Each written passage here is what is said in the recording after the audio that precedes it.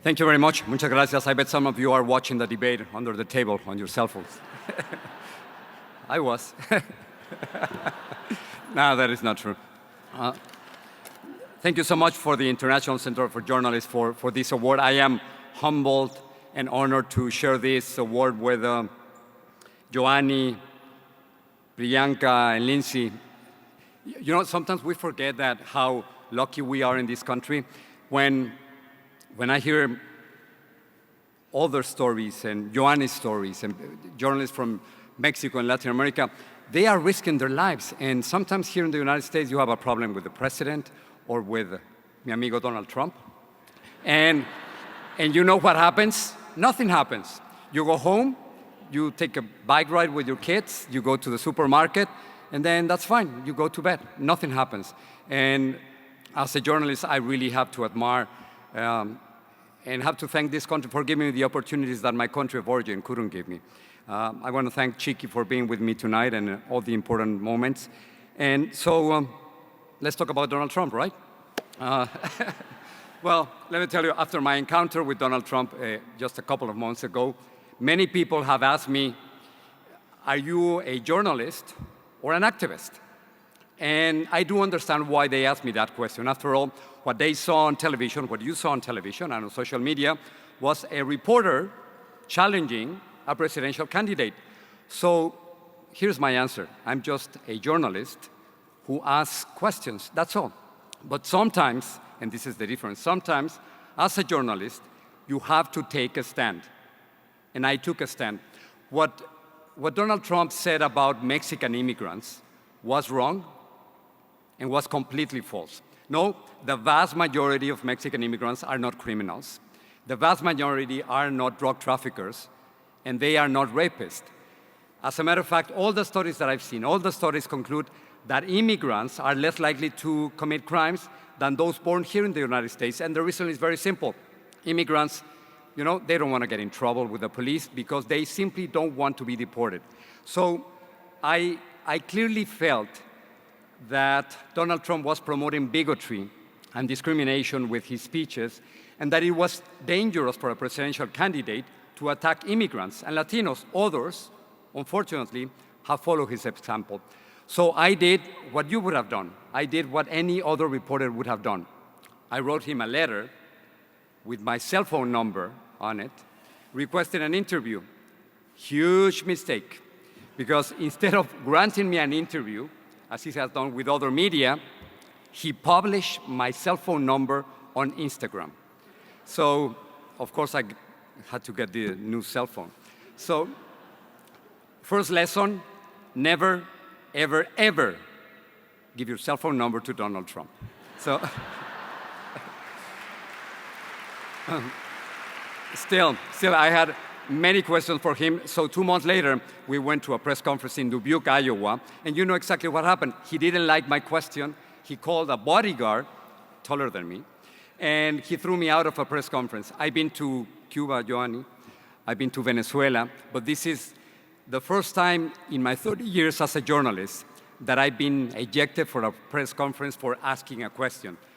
And thanks to two, this is important, thanks to two courageous reporters in that press conference, MSNBC's Casey Hunt and ABC News' Tom Llamas, Trump, and they really made the difference because Trump was forced to rectify and allow me back in the room. And after that, he had to listen to my questions about deporting 11 million immigrants. He cannot do that. About building a 1,900-mile wall. He cannot do that either. And denying citizenship to the children born here to undocumented immigrants.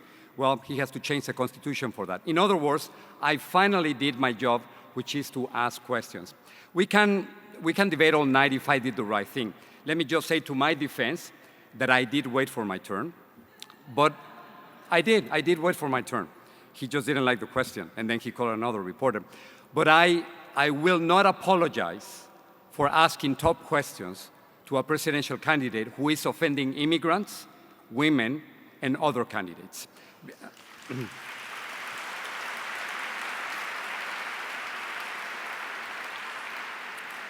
I think, as you just heard, that our most important social responsibility as a journalist is to challenge those who are in power and to prevent the abuse of authority. That's our job. Our place is not to be with the powerful, but outside the circle of power. Our role is to be the anti-power. Only there, at a distance from power and money, we can gain respect and credibility. So our power as journalists comes from being the anti-power. And in order to challenge the powerful, we have to take a stand. Yes, that's an ethical and moral decision that we have to take in very specific circumstances. We as journalists have to take a stand when it comes to racism, discrimination, corruption, public lies, dictatorships, and human rights. And it is not only the right thing to do, but it is our duty to take a stand in those cases. Unfortunately, we know exactly what happens when we don't take a stand. I think that, for instance, we as journalists made a big mistake when we didn't challenge enough the Bush administration before the invasion of Iraq in 2003. It was our mistake, and we have to admit that. Saddam Hussein was a terrible dictator, we know that. But at that moment, he didn't have weapons of mass destruction, and he had nothing to do with 9/11. Only a few reporters, and we have to recognize them, only a few reporters openly and forcefully questioned President Bush. But their effort and their courage was simply not enough. The consequences are here to see. Thousands have died in Iraq.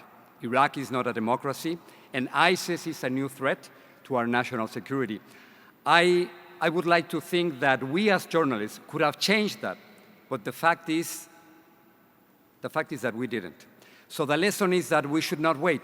We have to be the first one asking questions when human rights are at stake, when politicians lie, when one ethnic group is being attacked, and when racism and discrimination are presented as a plan for the future of America.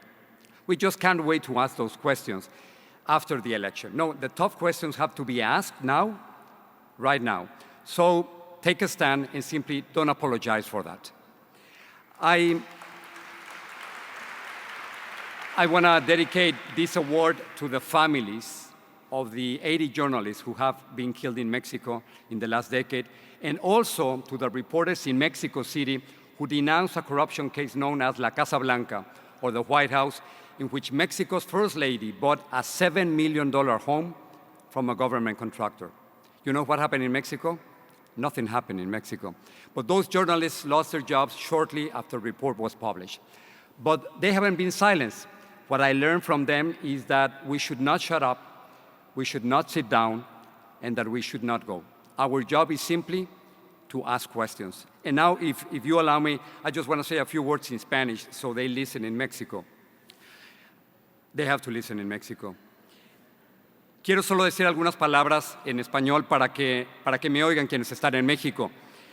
Hoy recordamos fuera de México a los 43 estudiantes de Ayotzinapa. No nos olvidamos de ellos, aunque el gobierno se haya olvidado. Esa no es la verdad histórica. Hoy nos acordamos de las familias de los 80 periodistas que han sido asesinados. Gracias a esos periodistas, su vida no ha sido en balde. Gracias a ellos nosotros estamos aquí. Y quiero reconocer a los periodistas que denunciaron la corrupción del caso de la Casa Blanca. Quiero que sepan que su valor se escucha fuera de México y no se queden callados, porque aquí los estamos escuchando. Muchas gracias. Thank you so much.